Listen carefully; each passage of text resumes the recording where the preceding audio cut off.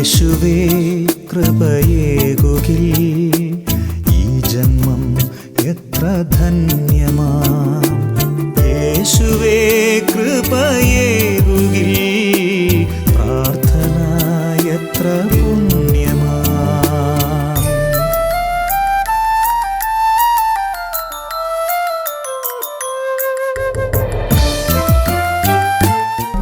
ദൈവത്തിരുസന്നിധിയിൽ ഈ കരുണയുടെ മണിക്കൂറിൽ നമ്മളായിരിക്കുമ്പോൾ പ്രിയമുള്ളവരെ, നമ്മളെ പൂർണ്ണമായിട്ടും കർത്താവിൻ്റെ കരുണയ്ക്ക് കീഴിൽ നമുക്ക് സമർപ്പിക്കാം.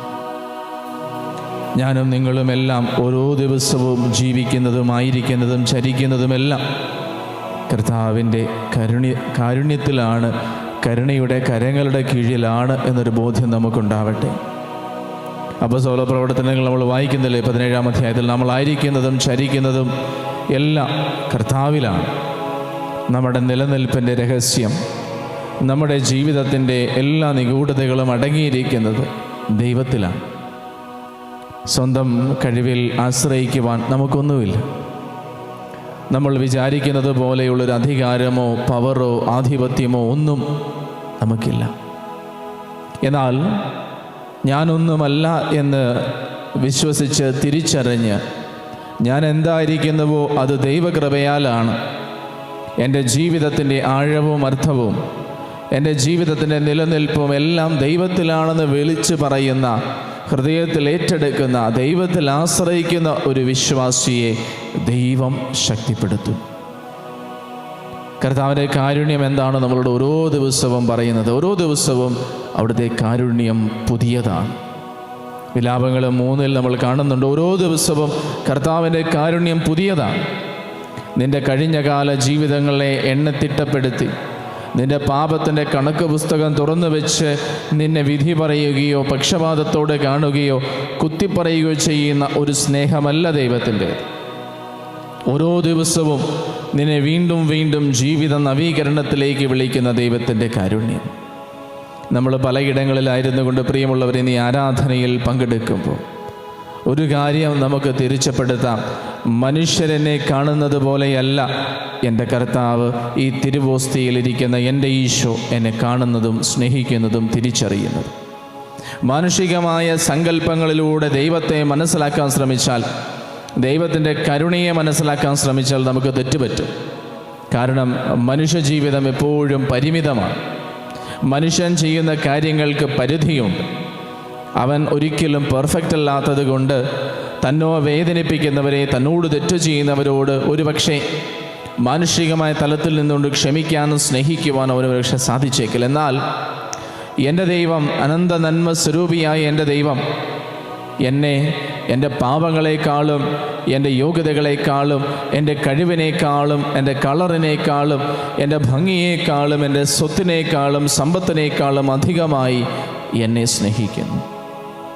നമ്മൾ ഓരോരുത്തരും രക്ഷപ്പെടണമെന്നുള്ളതാണ് ദൈവത്തിൻ്റെ ആഗ്രഹം. നമ്മൾ ഓരോരുത്തരും രക്ഷപ്പെടുവാൻ വേണ്ടി ഓരോ നിമിഷവും രക്ഷയിലേക്കുള്ള പല മാർഗങ്ങൾ ദൈവം നമുക്ക് തുറന്നു തരുന്നുണ്ട്. കാരണം അവിടുന്ന് എന്നെ ഒരപ്പനെ പോലെ സ്നേഹിക്കുന്നു. കർത്താവായ ഈശോ ആ സ്നേഹത്തിൻ്റെ അടയാളമായിട്ട് കുരിശിൽ നമുക്ക് വേണ്ടി ബലിയായി. അവിടുന്ന് നമ്മോട് കൂടെയായിരിക്കുവാൻ, നമ്മളെ പഠിപ്പിക്കാൻ, വഴി നടത്താൻ പരിശുദ്ധാത്മാവിനെ തന്നു. ആനന്ദ സ്നേഹത്തിൻ്റെ മുൻപിൽ ശിരസ്സ് നമിച്ച് നമുക്ക് പ്രാർത്ഥിക്കാം. പരിശുദ്ധ പരമ ദിവ്യകാരുണ്യത്തിന് പരിശുദ്ധ പരമ ദിവ്യകാരുണ്യത്തിന് നിത്യസ്തുതിക്ക് യോഗ്യനായ പരമ പരിശുദ്ധ ദിവ്യകാരുണ്യത്തിന്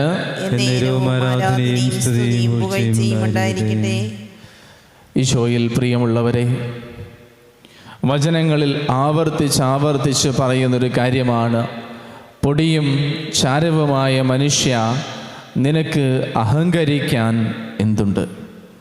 പ്രത്യേകിച്ചും പ്രഭാഷകൻ്റെ പുസ്തകം 10-ാം അധ്യായത്തിൽ 9-ാം തിരുവചനം നമ്മൾ വായിക്കുകയാണ്. പൊടിയും ചാരവുമായ മനുഷ്യൻ അഹങ്കരിക്കാൻ എന്തുണ്ട്? ജീവിച്ചിരിക്കെ തന്നെ അവൻ്റെ ശരീരം ജീർണിക്കുന്നു. നിസ്സാര രോഗമെന്ന് ഭിഷുകരന്മാർ പുച്ഛിച്ചു തള്ളുന്നു. എന്നാൽ ഇന്ന് രാജാവ്, നാളെ ജഡം. പ്രിയമുള്ളവരെ, ദൈവത്തിൽ നിന്ന് നമ്മളെ അകറ്റുന്ന, ദൈവസ്നേഹം അനുഭവിക്കുന്നതിൽ നിന്ന് നമ്മളെ തടസ്സപ്പെടുത്തുന്ന ഏറ്റവും വലിയ ഒരു പാപമാണ് അഹങ്കാരം. 7 മൂലപാപങ്ങളുണ്ടെങ്കിൽ the captain of capital sins എന്ന് അറിയപ്പെടുന്നത് പ്രൈഡാണ്, അഹങ്കാരം. വചനം നമ്മോട് ചോദിക്കുകയാണ്, അഹങ്കരിക്കാൻ നിനക്ക് എന്താണുള്ളത്? അഹങ്കാരി ആയതുകൊണ്ടാണ് പിശാച് താഴേക്ക് വലിച്ചെറിയപ്പെട്ടത് നമ്മൾ ഓർക്കണം. തന്നെ ദൈവത്തോട് തുല്യനാക്കിക്കൊണ്ട്, ദൈവത്തെ പോലെയാകാൻ ശ്രമിച്ചുകൊണ്ട്, താൻ ദൈവത്തെക്കാളും വലിയവനാണെന്ന് ഭാവിച്ചുകൊണ്ട് പിശാച് ദൈവത്തോട് പറഞ്ഞു, നീ ഇരിക്കുന്ന കസേര പോലും എൻ്റെയാണ്, ഞാൻ നിന്നേക്കാളും ശക്തനാണ് എന്ന് പറഞ്ഞ് അഹങ്കരിച്ച പിശാച് ഒരിക്കലും എളിമപ്പെടാത്തത് കൊണ്ട് അവനിൽ ഒരു പാപബോധവും ഒരിക്കലും ഉണ്ടായിട്ടില്ല. അവനൊരിക്കലും എളിമയെ സ്നേഹിക്കുന്നില്ല. തന്നെ തന്നെ കുറച്ചു കാണാനോ തന്നെ തന്നെ അംഗീകരിക്കാനോ പരിമിതികൾ സ്വീകരിക്കാനോ അവന് സാധിക്കാത്തത് കൊണ്ട് ദൈവത്തിൻ്റെ കാരുണ്യം അവനിലേക്ക് ഒരിക്കലും ഇറങ്ങിച്ചെല്ലാൻ അവൻ തന്നെ തന്നെ തുറക്കുന്നില്ല. പ്രിയമുള്ളവരെ, നമ്മുടെ ഉള്ളിൽ അഹങ്കാരമുണ്ടോ എന്ന് ഈ ഒരു നോമ്പുകാലം നമ്മൾ പരിശോധിക്കുന്നത് നല്ലതാണ്. അഹങ്കാരം എന്ന് പറയുമ്പോൾ ഏറ്റവും എല്ലാത്തിലും ഉപരിയായി താനാണ് എല്ലാത്തിൻ്റെയും സെൻട്രൽ പോയിൻ്റ് എന്ന് കരുതുന്ന ഒരു ചിന്താഗതി. തന്നേക്കാൾ കേമനായിട്ടും തന്നേക്കാൾ വലുതായിട്ടും മറ്റാരുമില്ല, ഏറ്റവും ഉന്നതനായ വ്യക്തി താനാണ് എന്ന് കരുതുന്ന ഒരു മനോഭാവം, അത് അതിൻ്റെ ഭയങ്കരമായൊരു രീതിയിൽ നമ്മളിൽ ഉണ്ടാകണമെന്നില്ല. പലതരത്തിൽ നമ്മൾ അഹങ്കരിച്ചേക്കാം. എനിക്കൊരു കഴിവുണ്ടെങ്കിൽ ആ കഴിവിൽ ഞാൻ അഹങ്കരിച്ചേക്കാം. എനിക്കൊരു അനുഭവ ജ്ഞാനമുണ്ടെങ്കിൽ ഞാനതിൽ അഹങ്കരിച്ചേക്കാം. ഞാൻ എന്നെ തന്നെ മറ്റുള്ളവരെക്കാൾ ശ്രേഷ്ഠനായിട്ട് കരുതുന്ന മനോഭാവം, ഞാൻ എന്നെ തന്നെ നീതീകരിക്കുന്ന ന്യായീകരിക്കുന്ന മനോഭാവം, ഞാൻ ചെയ്യുന്ന കാര്യങ്ങൾ ശരിയാണെന്ന് കരുതി മറ്റുള്ളവരിൽ എനിക്ക് നൽകുന്ന തിരുത്തലുകളെ ഞാൻ സ്വീകരിക്കാനും ചെവിക്കൊള്ളാനും തയ്യാറാകാത്ത നിമിഷങ്ങൾ, ഞാൻ എന്നെ തന്നെ ന്യായീകരിക്കുന്നു, ഞാൻ ചെയ്ത കാര്യങ്ങൾ ശരിയാണെന്ന് ന്യായീകരിക്കും, ഞാൻ എങ്ങനെ ചെയ്താലും അതിൽ യാതൊരു തെറ്റുമില്ല എന്ന് പറഞ്ഞുകൊണ്ട് സ്ഥാപിച്ചെടുക്കാൻ ശ്രമിക്കുന്ന ഒരു മനോഭാവം, എന്നെ തന്നെ നീതീകരിക്കുന്ന മനോഭാവം, ഞാനാണ് ശരി എന്ന് പറഞ്ഞുകൊണ്ട് തന്നെ തന്നെ തർക്കങ്ങളിലേക്കും വാഗ്വാദങ്ങളിലേക്കും വലിച്ചഴിക്കുന്ന ഒരു മനോഭാവം. പ്രിയമുള്ളവരെ, മനുഷ്യന് അഹങ്കരിക്കാൻ ഒന്നുമില്ല, നൽകപ്പെട്ടതെല്ലാം ദൈവത്തിൽ നിന്നാണെന്ന് എളിമയോടെ സ്വീകരിക്കാൻ നമുക്ക് സാധിക്കണം. ഒരു പക്ഷേ പലയിടങ്ങളിലും നമ്മൾക്ക് പറ്റുന്നൊരു തെറ്റ്, ജീവിതത്തിൻ്റെ ഏത് മേഖലയിലും നമ്മളെ തന്നെ രക്ഷിക്കാൻ നമുക്ക് സാധിക്കുമെന്ന് നമ്മൾ വിശ്വസിക്കുകയാണ്. എനിക്കൊരു മുറിവുണ്ടാകുമ്പോൾ, ഒരു വേദനയുണ്ടാകുമ്പോൾ ഇതിന് ഞാൻ പരിഹാരം കണ്ടെത്തും. എനിക്കൊരു പാപപ്രലോഭനമുണ്ടെങ്കിൽ, എനിക്കൊരു ബലഹീനതയുണ്ടെങ്കിൽ ഇതിനെ ശരിയാക്കാൻ, ഇതിനെ നേരിടാൻ, ഇതിനെ തോൽപ്പിക്കാൻ എന്നെക്കൊണ്ട് സാധിക്കും എന്ന് വിചാരിക്കുന്ന ഒരു മനുഷ്യ സഹജമായ പ്രവണത, ആധിപത്യവും നിയന്ത്രണവും ഏറ്റെടുക്കാനുള്ളൊരു പ്രവണത, കുടുംബത്തിലായിക്കൊള്ളട്ടെ, ജോലി സ്ഥലത്തിലായിക്കൊള്ളട്ടെ, സഹപാഠികൾക്കും സഹപ്രവർത്തകർക്കും ഇടയിലായിക്കൊള്ളട്ടെ, വണ്ടി ഓടിക്കുമ്പോഴായിക്കൊള്ളട്ടെ, ഏതൊരു ജീവിതവേളയിലും ഞാൻ ആഗ്രഹിക്കുന്നത് പോലെ കാര്യങ്ങൾ പോകണം, ഞാൻ വിചാരിക്കുന്നത് പോലെ കാര്യങ്ങൾ ഉരുത്തിരിഞ്ഞു വരണം, എൻ്റെ പ്ലാനിനും പദ്ധതിക്കുമൊപ്പം ആളുകൾ പെരുമാറണം, ഞാൻ പ്രതീക്ഷിക്കുന്നത് പോലെ എനിക്ക് ലഭിക്കണം എന്നുള്ള ജീവിത മനോഭാവങ്ങളെ നമുക്കൊന്ന് ആത്മശോധന ചെയ്യണം. നിങ്ങൾ എപ്പോഴെങ്കിലും നിങ്ങൾക്ക് സമയം കിട്ടുകയാണെങ്കിൽ ഇൻ്റർനെറ്റിലൊക്കെ നമുക്ക് ഒന്ന് സെർച്ച് ചെയ്താൽ കിട്ടും. എളിമയുടെ ലുത്തിനിയ എന്ന് പറയുന്നൊരു പ്രാർത്ഥനയുണ്ട്. എളിമയുടെ ലുത്തിനിയ, അതല്ലെങ്കിൽ ലിറ്റനി ഓഫ് ഹ്യൂമിലിറ്റി. ഒരു പക്ഷേ അതിൻ്റെ ചെറിയൊരു പ്രാർത്ഥനയാണെങ്കിലും വളരെ ശക്തമായൊരു പ്രാർത്ഥനയാണ്. ദൈവമേ, സ്നേഹിക്കപ്പെടണമെന്നുള്ള ആഗ്രഹത്തിൽ നിന്ന്, അംഗീകരിക്കപ്പെടണമെന്നുള്ള ആഗ്രഹത്തിൽ നിന്ന്, ഞാൻ വിചാരിക്കുന്നത് പോലെ മറ്റുള്ളവർ എന്നോട് പെരുമാറണമെന്നുള്ള ആഗ്രഹത്തിൽ നിന്ന്, കർത്താവെ മറ്റുള്ളവർ എന്നെ അഭിനന്ദിക്കണം, മറ്റുള്ളവർ എന്ത് കാര്യം ചെയ്താലും എന്നോട് ആലോചിക്കണം തുടങ്ങിയ ജീവിത മനോഭാവങ്ങളിൽ നിന്ന് കർത്താവെ എന്നെ രക്ഷിക്കണമേ എന്ന് പ്രാർത്ഥിക്കുന്നൊരു പ്രാർത്ഥനയാണ്. മറ്റുള്ളവരെ അംഗീകരിക്കാൻ എന്നെ ബലപ്പെടുത്തുന്നൊരു പ്രാർത്ഥനയാണ്. മറ്റുള്ളവരുടെ നേട്ടം കണ്ട് എനിക്ക് ദൈവത്തോട് നന്ദി പറയാൻ പറ്റണം. മറ്റുള്ളവർ എന്നേക്കാൾ നന്നായി പ്രാർത്ഥിക്കുന്നത് കാണുമ്പോൾ, മറ്റുള്ളവർ എന്നേക്കാൾ നന്നായിട്ട് പ്രവർത്തിക്കുന്നത് കാണുമ്പോൾ, മറ്റുള്ളവർക്ക് ഉയർച്ചയുണ്ടാകുമ്പോൾ, മറ്റുള്ളവരുടെ ജീവിതത്തിൽ സന്തോഷമുണ്ടാകുമ്പോൾ, മറ്റുള്ളവരുടെ ജീവിതത്തിൽ നേട്ടങ്ങളുണ്ടാകുമ്പോൾ ദൈവത്തിന് നന്ദി പറയാൻ സാധിക്കുന്ന ഒരു ജീവിത മനോഭാവത്തിലേക്ക് നമുക്ക് വളരാൻ പറ്റണം. എന്താണ് യഥാർത്ഥത്തിലുള്ള എളിമ? നമ്മളുടെ പരിമിതികളെയും നമ്മുടെ കഴിവുകളെയും എല്ലാം നമ്മൾ യഥാർത്ഥത്തിൽ അംഗീകരിച്ച് ദൈവത്തോട് താരതമ്യം ചെയ്യുമ്പോൾ ഏറ്റവും എളിയ ഒരു വ്യക്തിയാണ് ഞാൻ, എന്നെ തന്നെ പൂർണ്ണമായിട്ടും കണ്ടെത്തുന്നതും തിരിച്ചറിയുന്നതുമാണ് യഥാർത്ഥത്തിലുള്ള എളിമ. തന്നെ തന്നെ അംഗീകരിക്കാതെ താൻ കരുതി വച്ചിരിക്കുന്ന ഒരു ജീവിതത്തിൻ്റെ തലത്തിലേക്ക് മനക്കോട്ട കെട്ടി തന്നെ തന്നെ ഉയർത്തുന്നൊരു മനോഭാവമാണ് അഹങ്കാരം. ഉള്ളതിലധികം മേന്മ നമ്മൾ ഭാവിക്കുക. അതുകൊണ്ടാണ് ഫിലിപ്പിയർക്കുള്ള ലേഖനം 2-ാം അധ്യായത്തിൽ പറഞ്ഞത്, ആരും തങ്ങളെക്കാൾ മറ്റുള്ളവരെക്കാൾ ശ്രേഷ്ഠരായിട്ട് തങ്ങളെ തന്നെ കരുതാതിരിക്കട്ടെ, പരസ്പര സ്നേഹത്തിലും വിനയത്തിലും ബഹുമാനത്തിലും നിങ്ങളെ തന്നെ കാത്തു സൂക്ഷിക്കുക. യേശുക്രിസ്തുവിനുണ്ടായിരുന്ന ഈ മനോഭാവം നിങ്ങൾക്കുണ്ടാവട്ടെ. പ്രിയമുള്ളവരെ, ഇതുകൊണ്ടാണ് മനുഷ്യന് അനുസരണത്തിൽ വളരാൻ ഒത്തിരി പ്രയാസമുള്ളത്. തന്നെ തന്നെ താഴ്ത്തുവാൻ, തൻ്റെ ഇഷ്ടങ്ങളും തൻ്റെ താല്പര്യങ്ങളും തൻ്റെ ശരികളും താൻ പോരായ്മയെ മാറ്റിവെച്ച് മറ്റുള്ളവർ എന്നോട് പറയുന്ന കാര്യങ്ങൾ അനുസരിക്കുവാൻ ഞാൻ ബുദ്ധിമുട്ടുന്നത് ഒരുപക്ഷെ അഹങ്കാരത്തിൻ്റെ ഒരു തരി എന്നിലുള്ളത് കൊണ്ടായിരിക്കാം. മറ്റുള്ളവരെ അംഗീകരിക്കാൻ പറ്റാത്തൊരു ജീവിത മനോഭാവം. എൻ്റെ ജീവിത പങ്കാളി എൻ്റെ തെറ്റുകൾ കണ്ട് എന്നെ തിരുത്തുമ്പോൾ അതിനെ മുറിവായിട്ടും വേദനയായിട്ടും അപമാനമായിട്ടും കരുതുന്നത് ഒരുപക്ഷെ അതിനെ അംഗീകരിക്കാനുള്ള എൻ്റെ വിമുഖതയായിരിക്കാം. ഒരുപക്ഷെ എന്നേക്കാൾ ഞാൻ താഴ്ന്നതായിട്ട് കരുതുന്ന, എന്നേക്കാൾ അനുഭവവും അറിവും ജ്ഞാനവും കുറവുള്ളൊരു വ്യക്തി എന്നെ തിരുത്തുമ്പോൾ പോലും അതിനെ ഞാൻ വളരെ ദേഷ്യപ്പെടുകയോ ഞാൻ അതിനെ വളരെ പുച്ഛത്തോടെ കാണുകയോ ചെയ്യുമ്പോൾ, പ്രിയമുള്ളവരെ, നമ്മൾ കരുതിയിരിക്കണം, നമ്മുടെ ഉള്ളിൽ എളിമയില്ല. പൗലോസ് ശ്ലീഹായുടെ കർത്താവ് പറഞ്ഞ ഒരേ ഒരു വചനം നമ്മുടെ ഉള്ളിലുണ്ടാവണം, നിനക്ക് എൻ്റെ കൃപ മതി. ലോകത്തിൻ്റെ മുൻപിൽ ബലശാലി ആയതുകൊണ്ടോ ശക്തിശാലി ആയതുകൊണ്ടോ ഒരിക്കലും നീ ദൈവസന്നിധിയിൽ പ്രീതി കണ്ടെത്തുന്നില്ല.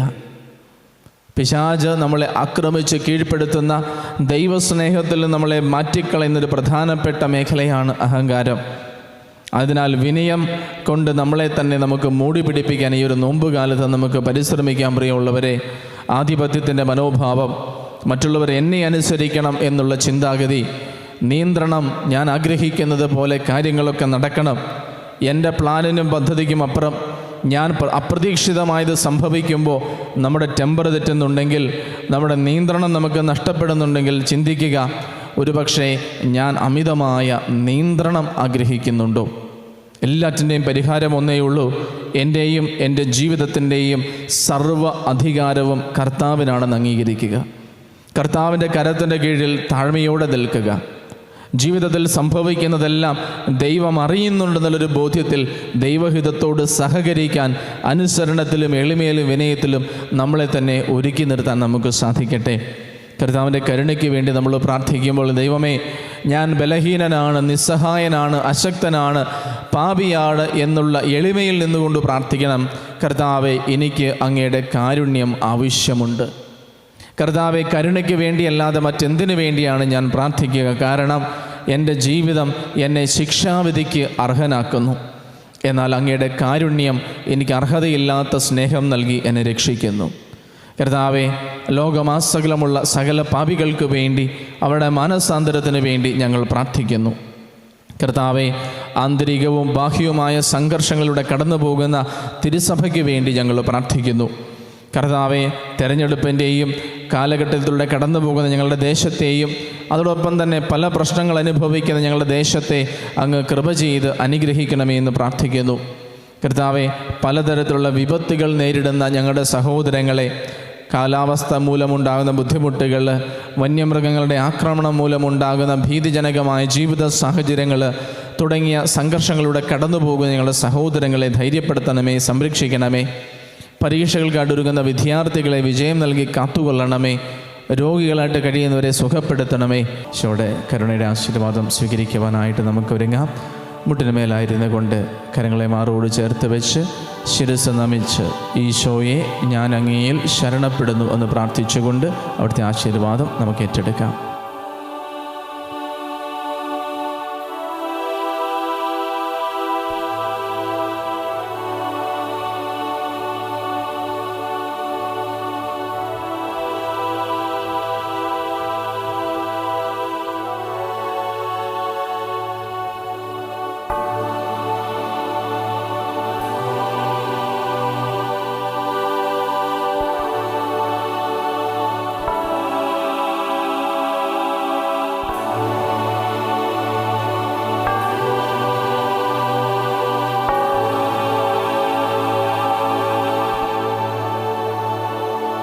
പരിശുദ്ധ പരമമാ